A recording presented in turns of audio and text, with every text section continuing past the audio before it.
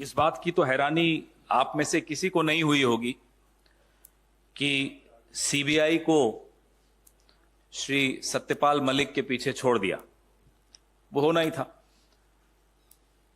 हैरानी इस बात की हमें तो हुई, मुझे पूरा भरोसा है आपको भी हुई होगी, कि ये करने में 10 दिन क्यों लगा दिए साहब ने।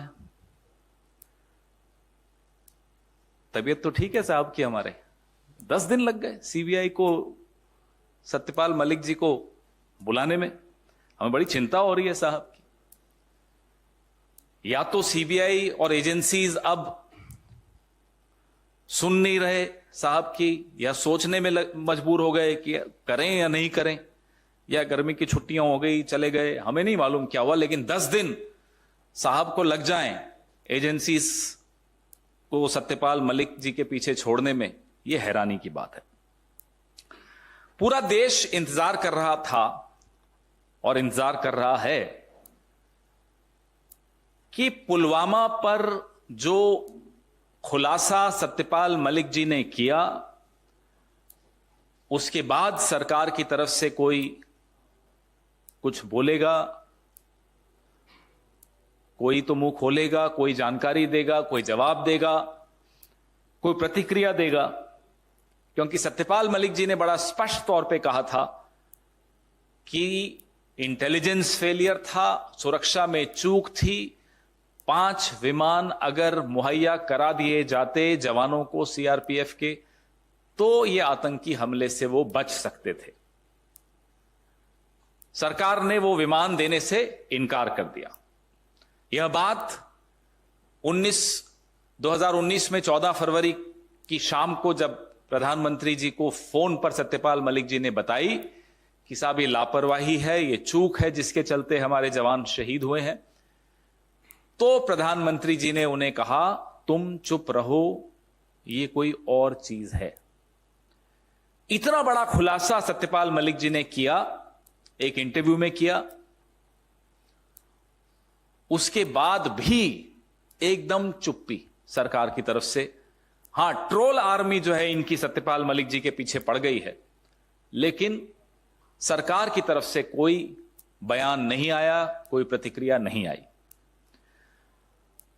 सत्यपाल मलिक जी ने भ्रष्टाचार के विषय में भी कुछ कहा कि प्रधानमंत्री को भ्रष्टाचार से कोई नफरत नहीं है। उन्होंने उदाहरण दिया गोवा के, जब वो राज्यपाल थे और उन्होंने प्रधानमंत्री के संज्ञान में गोवा के मुख्यमंत्री का जो भ्रष्टाचार है वो जब लाए, तो कार्रवाई मुख्यमंत्री पर नहीं हुई। आज भी वो मुख्यमंत्री हैं, लेकिन सत्यपाल मलिक जी को आनन फानन में हटा दिया गया गोवा से। एक विशेष विमान भेजा गया उनको कि यहां से रवाना करो, यहां बैठो भी नहीं, रुको भी नहीं, एक दिन भी नहीं रुको।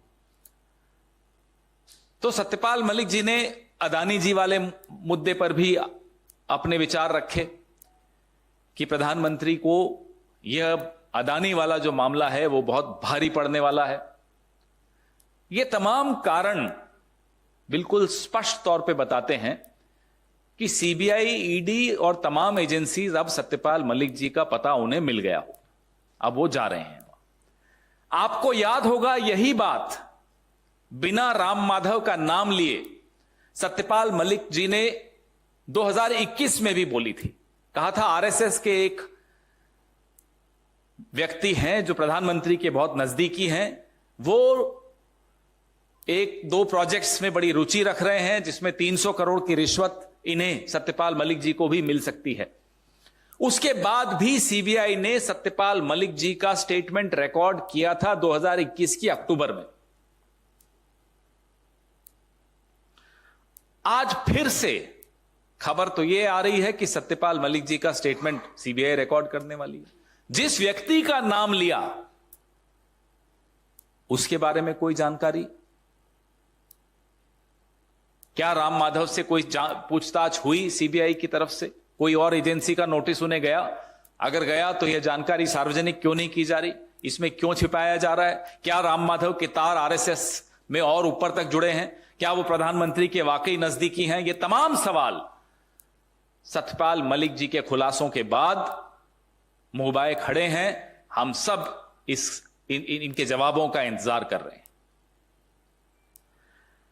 यह संदेश दिया जा रहा है सीबीआई को सत्यपाल मलिक के पीछे लगाकर एक संदेश ना केवल सत्यपाल मलिक को दिया जा रहा है, और वो संदेश क्या है? वो संदेश वही है जो 14 फरवरी 2019 को उन्हें फोन पे प्रधानमंत्री जी ने खुद कहा था, तुम चुप रहो। फिर से वो संदेश अब की बार सीबीआई के मार्फत दिलवाया जा रहा है सत्यपाल मलिक जी को कि आप अभी भी चुप रहिए तो आपके लिए आपका भलाई इसी में। ना केवल यह संदेश सत्यपाल मलिक के लिए है, यह संदेश ऐसे तमाम लोगों के लिए है जो न तो पेड़ हैं और ना ही वो रेड से डरते हैं, उनमें जमीर है, उनके भीतर सत्य की आवाज है, वो आज सवाल पूछने की हिम्मत रखते हैं। तो उनको ये धमकाया जा रहा है कि अगर आप सत्यपाल मलिक जी की तरह मुंह खोलेंगे तो आपके दरवाजे पर भी सीबीआई दस्तक देगी। ये स्थिति साहब ने एजेंसीज की बना दी है, यह स्थिति साहब ने संविधान की बना दी है। और यह व्यक्ति कौन है? सत्यपाल मलिक कोई कांग्रेस के नहीं है, कोई विपक्ष के नहीं है। आज भी जब मैं ये प्रेस वार्ता कर रहा हूं, आज भी सत्यपाल मलिक भारतीय जनता पार्टी के एक वरिष्ठ नेता हैं। आज से कुछ महीनों पहले तक वो प्रधानमंत्री के एक चहेते नेता थे। आज से कुछ महीनों पहले वो राज्यपाल भी थे। आज से 1.5 साल पहले वो जम्मू कश्मीर जैसे संवेदनशील राज्य के राज्यपाल थे, 2-2.5 साल पहले। तो लगातार आपने उनको एक से एक अच्छी पोस्ट दी। आज जब वो कुछ सवाल पूछ रहे हैं तो आप सीबीआई उनके पास भेज रहे हैं। जिस पर आरोप लगाया, सुना है वो अमेरिका में घूम रहे हैं, और जिसने आरोप लगाया वो अब सीबीआई के चक्कर काटेगा।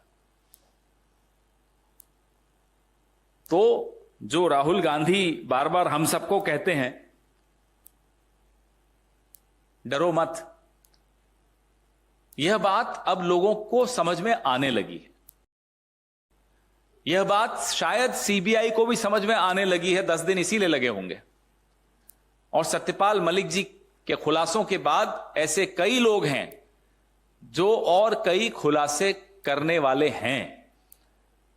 इस सरकार के 9 साल जिस तरह से गुजरे हैं, जिस तरह से निर्णय लिए गए हैं, जिस तरह की नीतियां निर्धारित की गई हैं, ऐसी कई चीजें हैं जो इन्हें ये छुपाना चाहते हैं, और ऐसे कई लोग हैं जो वो बातें बताना चाहते हैं।